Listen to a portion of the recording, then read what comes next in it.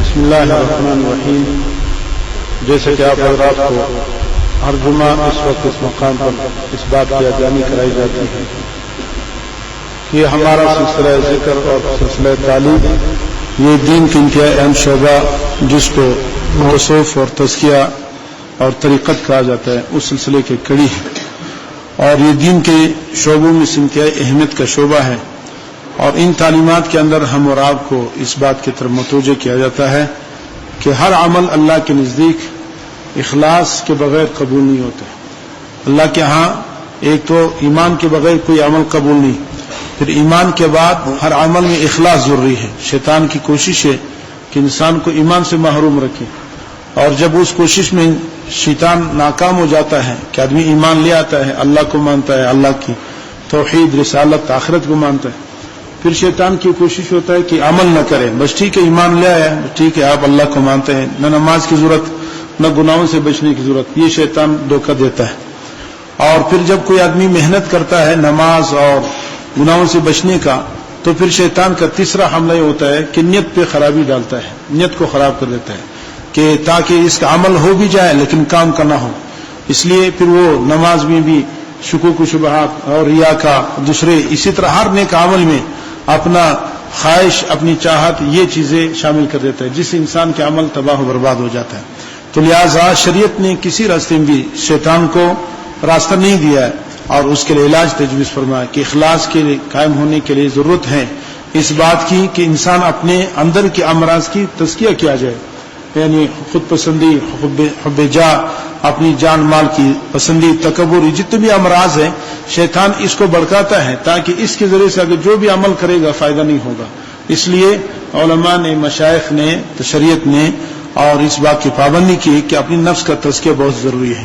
نہ ہو تو انسان نیک عمل کرے گا بھی تو جہنم میں سیدھا جائے گا اگر نیت خراب ہے، اور اگر کیا ہے نیت صحیح ہے عمل کیے بغیر بھی اللہ پاک ایک رحم فرمائیں گے.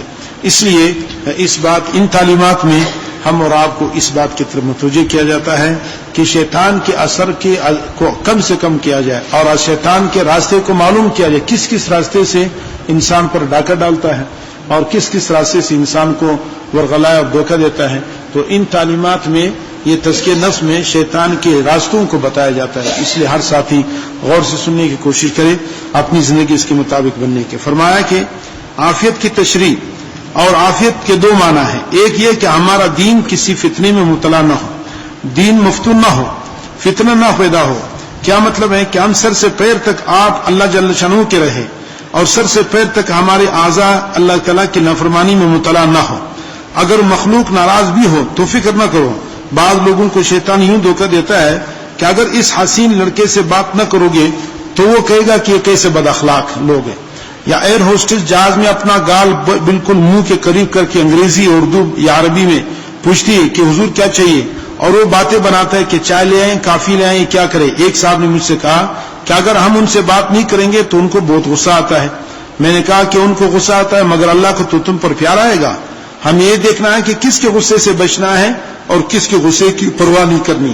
ایئر ہوسٹس کے غصے سے بچنا ہو یا اللہ میاں کے غصے سے بچنا ہے. لوگ جو کچھ کہہ رہے ہیں کہہ لیں، ہم سب کچھ سہنے کے لیے تیار ہیں مگر اپنے اللہ کو ناراض کرنے کے لیے تیار نہیں. یعنی عام طور پر یہ کوشش کی جاتی ہے جب شیطان یہ دھوکہ دیتا ہے کہ بھائی یہ تو بد اخلاقی ہے، یعنی گناہ کروانے سے، گناہ سے رک جائیں گے. اگر کسی نامحرم عورت سے ہم اپنی نظر کو بچائیں گے، اسے بات نہیں کریں گے تو لوگ ہمیں بد اخلاق کہیں گے، آپ کیسے آدمی ہیں، آپ کیسے دیندار ہیں. تو اس طرح شیطان انسان کے دل میں دھوکہ ڈالتا ہے. یہ بات غلط ہے، بلکہ ہم اور آپ کی نظر تو اس بات پر ہونی چاہیے کہ اللہ ناراض ہے یا راضی ہے. کس بات سے اللہ ناراض ہوتا ہے، خواہ کچھ بھی ساری دنیا راضی ہو، ہمیں اس کو نہیں کرنا چاہیے. اور جس بات سے اللہ ناراض نہ ہو، اگر ساری دنیا ناراض ہو جائے تو کوئی بات نہیں. اس لیے ہر گناہ جو ہے، ہر گناہ سے اللہ ناراض ہوتا ہے، اور اس گناہ کے کرنے سے اگر لوگ کیا ہے بچنے سے لوگ ناراض ہو جائے تو ناراض ہو جائے، اپنے آپ کو بچائے گناہ سے، لیکن لوگوں کو راضی کرنے کی فکر نہ کرے بلکہ اللہ کو راضی کرنے کی. یہ شیطان ہم اور آپ کو یہاں دھوکہ دے دیتے اور ہمیں بڑے نورانی چال کے ساتھ گناہ میں پھنسا دیتے ہیں.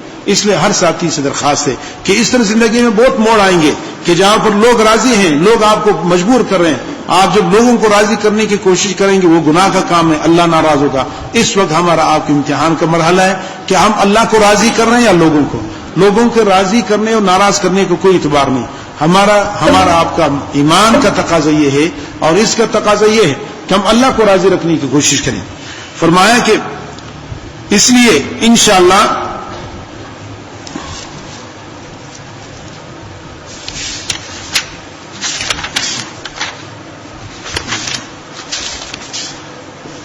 تو ہمارے ایک دوست تھے احمد رشید، بڑے جری تھے اور انگریزی شاندار تھی.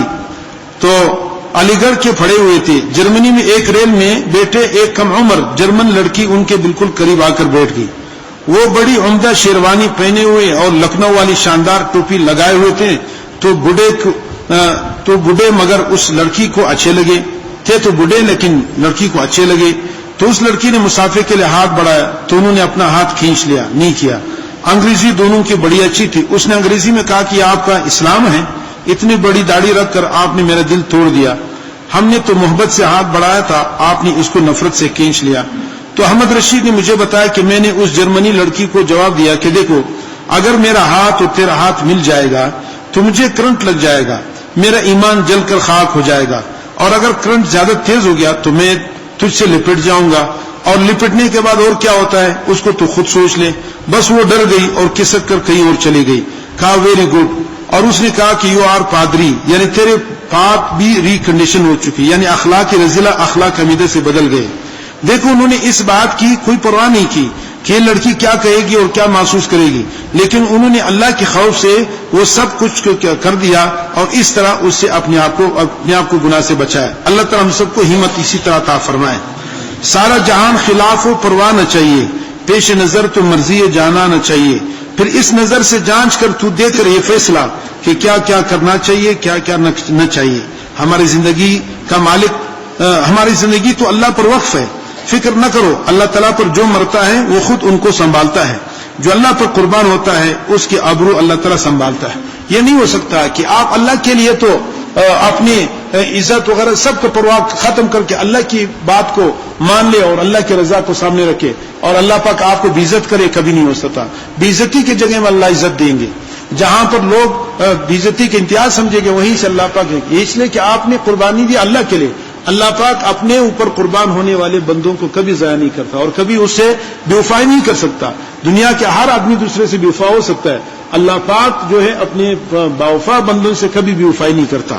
اس لیے اس بات کا بالکل پرواہ نہ کہ. تو عافیت کا پہلا ترجمہ یہ ہے کہ دین میں فتنہ نہ ہو، یعنی سر سے پیر تک کسی عضو سے ہمارا عضو گناہ میں مبتلا نہ رہے. اگر خطا ہو جائے تو فوراً توبہ و استغفار سے اللہ کو راضی کر لے، دیر نہ کرے تاکہ توبہ و استغفار کی برکت سے ہمارا گناہ کراس نہ ہو.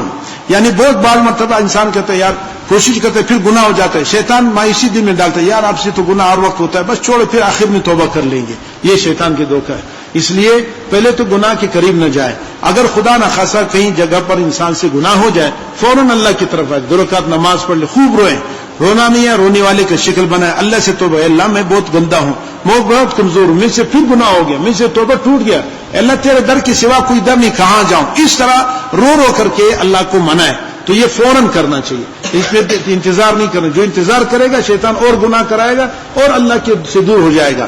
تو لہذا اور اس لیے کوشش یہ ہو کہ ہر مرتبہ اس بات کا اور مایوس بھی نہ ہو. بعض مرتبہ انسان سے بہت گناہ ہو جاتے ہیں، شیطان دل میں مایوس بنتا ہے، تیرے تو بیڑا غرق ہو گیا، اب کیا گناہ کرنا ہے، روز روز توبہ کرنا ہے. نہیں، آپ دل میں یہ سمجھے کہ بھائی میں جتنے بھی گناہ کروں اللہ کی رحمت سے زیادہ تو نہیں. اللہ کریم جو ہے ایک ہی مرتبہ معاف کرے تو معاف کر سکتا ہے. ہمارا کام تو توبہ کرنا ہے. اللہ معاف کرتا ہے نہیں کرتا ہے اس کی مرضی ہے. ہم نے تو اللہ کے سامنے اپنا معافی مانگنا ہے، اللہ کے سامنے آنا ہے. یہ کیا ہے ترتیب اختیار کرنی. تو لہٰذا اس لیے توبہ استغفار کی برکت سے ہمارے گناہ مٹ جائیں گے اور اس سے بڑھ کر ہمارے گناہوں کی جگہ نیکیاں لکھ دی جائیں گی. کیونکہ اللہ تعالیٰ نے خود فرمایا کہ جو لوگ توبہ کرتے ہیں فَأُولَٰئِكَ يُبَدِّلُ اللَّهُ سَيِّئَاتِهِمْ حَسَنَاتٍ، اس کا انعام مل جائیں گے. یہ وہ لوگ ہیں جن کی برائیوں کو ہم نیکیوں سے تبدیل کرتے ہیں. جو لوگ اللہ کے سامنے بار بار گڑ گڑا کر توبہ کرتا ہے اور بار بار اپنی کمزوری دکھاتا ہے. اللہ فرماتے ہیں کمزور بندہ ہے, یہ مجھ سے کتنا ڈرتا ہے, اس لیے اللہ کی غیرت جوش میں آتا ہے, اس بندے کی گناہوں کو بھی نیکیوں سے تبدیل کر دیتے ہیں. فرمایا لیکن یہ نعمت 3 شرطوں سے ملے گی, الا من تاب وآمن وعمل عملا صالحا, 3 چیزیں, مگر جو آدمی توبہ کرے, ایمان لائے اور نیک عمل کرے, یعنی ایمان بھی ہو, توبہ بھی ہو اور نیک عمل بھی کرتا رہے. یہ نہیں کہ شراب پیتا ہے, روزانہ کہتا ہے کہ اللہ توبہ اللہ توبہ, لہذا عمل صالح بھی کرو اور گناہوں سے بھی بچو. 3 شرطوں سے مقام تبدیل سیئات کی نعمت ملے گی. اب اگر کوئی کہے کہ بغیر ایمان کے توبہ قبول ہی نہیں ہوتی, کافر کی کفر کی حالت میں توبہ کیسے قبول ہوگی؟ پھر اللہ تعالیٰ نے الا من تاب کو آمن پر کیوں مقدم کیا؟ توبہ کو پہلے ذکر کیا, ایمان کو بعد میں. تو میں نے فوراً تفسیر دیکھی, جب مجھے کٹک ہوتی ہے تو میں اپنی عقل سے نہیں کام لیتا, لہٰذا میں نے فوراً رونمانی دیکھی. علامہ لوسی رحمۃ اللہ علیہ نے اس کا یہ جواب دیا, یہاں الا من تاب سے مراد تاب عن الکفر والشرک ہے, کیونکہ حالت کفر اور شرک سے توبہ کر لو پھر ایمان قبول ہوگا. تو عافیت کے 2 معنی یہ ہو گئے, السلامۃ فی البدن من سیء الاسقام والمحنہ, کہ جسم سخت بیماری میں مبتلا نہ ہو. ہم اللہ سے دعا کریں, جیسے گردے خراب ہو جائیں, فالج ہو جائیں, ایکسیڈنٹ میں ہاتھ پیر ٹوٹ جائیں, کینسر وغیرہ ہو جائیں, تو یہ سخت بیماریاں ہیں, ان سے بدن سلامت رہے. اور نزلہ زکام حرارت وغیرہ سخت بیماریاں نہیں ہیں. اور محنت سے مراد یہ کہ ہر وقت سخت محنت میں مبتلا رہیں, روزی مصیبت سے مل رہی. اس لیے اللہ کے نبی نے یہ دعا سکھائی کہ اللہم انی اسألک عافیۃ. اور عافیت کا ایک معنی یہ ہوا کہ دین ہمارا فتنے سے محفوظ رہے, ہمارا بدن کا کوئی عضو گناہ میں مبتلا نہ رہے. دوسرا معنی یہ ہوا کہ ہمارے بدن سخت قسم کی بیماری اور محنت سے محفوظ رہے, اللہ مفت میں اور آسانی کے ذریعے سے روزی دیتا رہے. ہمارے ایک دوست جو میرے خلیفہ بھی تھے, مجذوب تھے, مغرب سے عشاء تک وہ ذکر میں روتے تھے. حاکم بھی تھے. کسی کے سویٹر کے اوپر سے انجیکشن لگا دیا, کسی کے پتلون کے اوپر سے لگا دیا. اگر کوئی کہتا کہ انجیکشن لگانے سے پہلے اسپرٹ نہیں لگایا, جراثیم چلی جائیں گے, تو کہتے کہ ہم نے جراثیم کے خالق سے رابطہ کیا ہوا ہے, کوئی جراثیم نہیں آئیں گے. بڑی صفات کے آدمی تھے, یعنی اللہ والے تھے. وہ حکیم بھی تھے. کسی کو انجیکشن لگاتے تھے نا, تو ڈاکٹر تو یہ ہوتے وہ اسپرٹ سے وہ جگہ پہلے لگا لیتے تاکہ جراثیم ختم ہو جائے. تو یہ حکیم بھی تھے اور اللہ والے. تو نے کہا میں نے اللہ سے رابطہ کیا ہوا ہے, جو جراثیم پیدا کرتا ہے اور جراثیم اس سے میں نے رابطہ کیا ہوا ہے, وہ اس میں جراثیم, ہمارے انجیکشن سے جراثیم پیدا نہیں ہوں گے. یہ بڑے صفات والے لوگ ہوتے تھے. تو فرمایا کہ بڑے صفات والے آدمی تھے. ٹیکسلا میں رہتے تھے, دور دور سے مریض آتے تھے, بڑے بڑے ڈاکٹر ان کے مقابلے میں ٹھہر نہیں سکے. جب وہ پرانے کائی لگے ہوئے لوٹے کے پانی سے سرنج صاف کرتے, تو ان سے کسی نے کہا کہ اکیلا چنا کیا باڑ پھوڑے گا, سارا معاشرہ خراب ہے, تم اکیلے کیسے دن پھیلاؤ گے؟ انہوں نے کہا کہ اگر اکیلا چنا باڑ نہیں پھوڑ سکتا تو خود تو پھوٹ سکتا ہے. ہم اللہ پر فدا ہو جائیں گے, ہمارا کام بن گیا. ہم نہیں جانتے سوسائٹی بدلے یا نہ بدلے, ہم سوسائٹی کے ذمہ دار نہیں. کوشش تو کرتے ہیں, لیکن اگر سوسائٹی نہیں مانتی تو کم سے کم ہمیں تو جنت مل جائے گی, ہم سے تو اللہ پاک راضی ہو جائے گا. کتنی پیاری بات. یعنی بہت سارے مرتبہ شیطان یہ دھوکہ دیتا ہے کہ بھئی ساری دنیا حرام کھا رہی ہے, ساری دنیا بد نظری کرے, تم کون ہے, تم کہاں سے ایک آدمی ہو کر کے ایک بات کرتی ہے. شیطان دھوکہ دیتا ہے کہ نہیں ہوتا ہے کہ بھئی ساری دنیا نماز اڑا رہی, ساری دنیا مزے کرو یار, تم کہاں کس میں سوئے ہوئے مولویوں کی باتوں چکر میں آ جاتے. یہ شیطان دھوکہ دیتا ہے. تو یہ یاد رکھو, اللہ کے قانون نہیں بدلتے, یہ شیطانی دھوکہ ہے. دنیا بدلے نہ بدلے ہم کوشش کریں گے, ہم کوشش کے ذمہ وار ہیں, دنیا لوگوں کے بدلنے کے ذمہ وار نہیں ہے. لہذا ہم نے تو کوشش کرنا ہے. اگر دنیا نہیں بدلے گی تو ہماری کوشش کے نتیجے میں انشاءاللہ ہم دنیا کے اثر سے محفوظ رہیں گے اور جنت والے بن جائیں گے. تو کم سے کم اپنے آپ کو تو جنت میں جانے کی کوشش تو کرو. وہ یہی ہے کہ اپنے آپ کو بھی بدلنے کی کوشش اور ساری کائنات کو بدلنے کی کوشش میں لگے رہیں. اسی عالم میں موت آ جائے تو یہ کامیاب ہے. اس لیے مایوسی میں مت پڑو کہ بھئی ساری دنیا کو کون بدل سکتا ہے, سارا معاشرہ خراب ہے, سارے معاشرہ جھوٹ بولتے ہیں, تو ہم کدھر سے سچے آ گئے. تو یہ سب شیطانی دھوکے ہیں.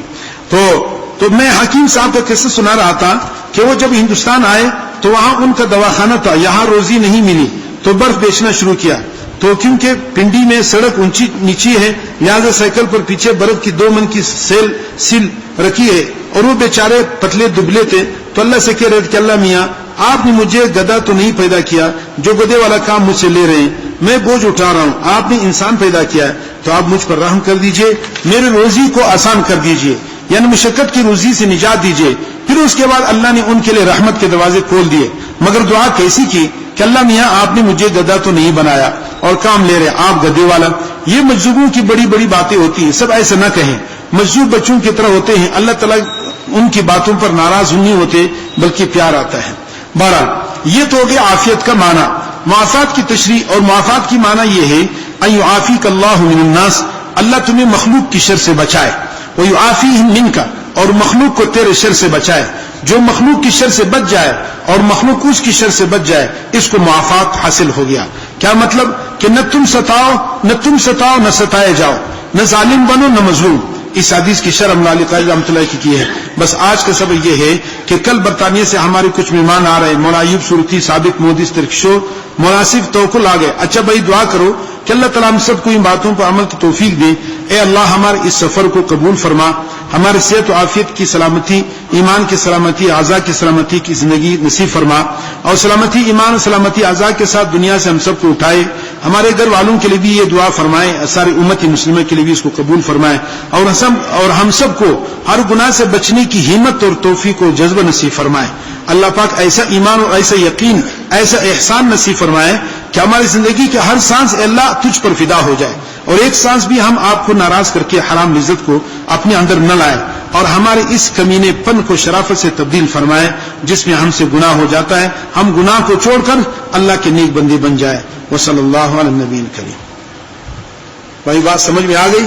ان تمام باتوں کا خلاصہ جیسے کہ آپ کو عرض کیا گیا, خلاصہ اور لب لباب یہ ہے کہ زندگی میں ہم سب سے کامیاب انسان وہی ہے جو گناہوں سے بچنے کے اہتمام کرتا ہے. یاد رکھو, کوئی بھی نہ علم سے انسان کامیاب ہوتا ہے جو علم, عمل اور نفس کے خالی ہو, نہ دنیا سے نہ کسی چیز سے. اصل چیز اللہ کی بندگی یہ ہے کہ عبادت ہم اللہ کی عظمت کے لیے کرتے ہیں, اللہ کی محبت کے لیے, اور گناہوں سے بچنا اللہ کی عظمت کی وجہ سے ہوتا ہے کہ اللہ عظیم ہے. جب اللہ کی عظمت دل میں ہوگی تو انسان گناہوں سے بچتا ہے, جب اللہ کی محبت دل میں ہوگی تو انسان عبادت کرتا ہے. تو یہ دونوں باتیں ضروری ہیں کہ اللہ کی محبت بھی ہو. اگر اللہ کی محبت ہے لیکن اللہ کی بڑائی آپ کے دل میں نہیں ہے تو آپ تو عبادت کرتے رہو گے, گناہ سے نہیں بچتے رہو گے, تو یہ بھی کیا ہے, کام نہیں چلے گا. دو تار سے بجلی کے بلب جلتا ہے, روشنی آتی ہے. یہ دونوں تار, اللہ کی عظمت اور اللہ کی محبت. تو ایک آدمی نماز ہی نہیں پڑھتا, گناہوں سے بچتا ہے, یہ بھی ناکام ہے. فرائض کو ادا کرنا پڑے گا, اللہ کی محبت. اس لیے فرائض کا بھی اہتمام ضروری ہے اور گناہوں سے بچنا بھی ضروری ہے. جب ایک ہوگا تو لہذا کام نہیں چلے گا. اس لیے اس تصوف اور تزکیے کی لائن میں ہم اور آپ کو اس بات کو سمجھایا جاتا ہے کہ جیسے ہم نماز کے پابند ہیں, روزے کے پابند ہیں, فرائض کے, اسی طرح ہم گناہوں سے بھی بچنے کے پابند ہو جائیں. دیکھو جیسے نماز کا پڑھنا فرض ہے, اسی طرح گناہوں سے بچنا بھی فرض ہے, تقویٰ بھی فرض ہے, ہر آدمی پر فرض ہے. اور اس لیے کہ تقویٰ کے بغیر ایمان کامل نہیں ہو سکتا. تو ایمان کی تکمیل چاہتے ہو, اللہ کی محبت اور رحمت چاہتے ہو, ترقی چاہتے ہو, تو گناہوں سے بچنا بہت ضروری ہے. اس لیے ہر ساتھی اس بات کا خوب اہتمام کرے کہ ہم اپنی زندگی کے ہر مرحلے میں, خواہ وہ چھوٹی گناہ ہو یا بڑی گناہ ہو, بڑے گناہ ہو یا چھوٹے گناہ ہو, سب سے ہم اپنے آپ کو بچانے کی کوشش کریں. تو کریں گے انشاءاللہ.